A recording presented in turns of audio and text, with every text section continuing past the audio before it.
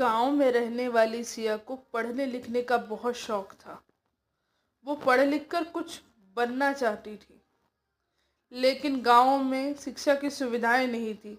न अच्छे स्कूल थे, ना ही किताबें, ना ही शिक्षक। उसके माता पिता खेतों में काम करते थे और गरीबी के कारण वो सिया को अच्छे स्कूल भेजने में असमर्थ थे।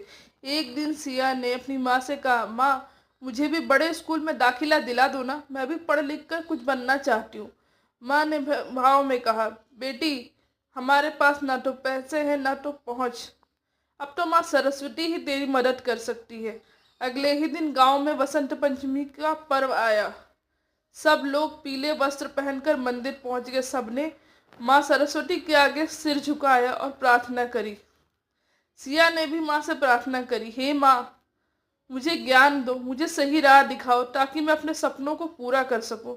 सिया की प्रार्थना में इतना बल था कि उसी रात जब सिया सोई तो माँ सरस्वती ने उसे सपने में आकर कहा, बेटी, ज्ञान का दीपक कभी बुझता नहीं। जो सच्चे मन से प्रयास करता है उसे शिक्षा अवश्य मिलती है। हार मत मानो, तुम्हारा मार्ग खुलेगा। सिया जब जागी तो ऐसा लगा माँ सरस्वती ने सच में उसे आशीर्वाद दिया हो। कुछ दिन बाद एक विद्वान गुरुजी गांव में आए। उन्होंने गांव में एक स्कूल खोलने का निर्णय लिया। यह खबर सिया के लिए बहुत खुशी वाली थी।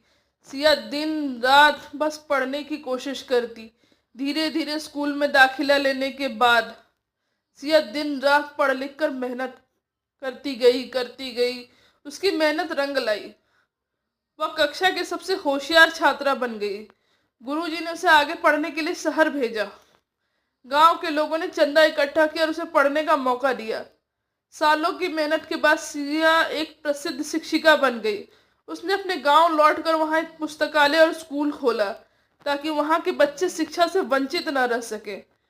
माँ सरस्वती के आशीर्वाद से सिया ने आज अपना सपना पूरा कर लिया था और एक अच्छी शिक्षिका बनकर वो अपने गांव की सेवा कर रही थी। इसीलिए कहते हैं ना, माँ सरस्वती का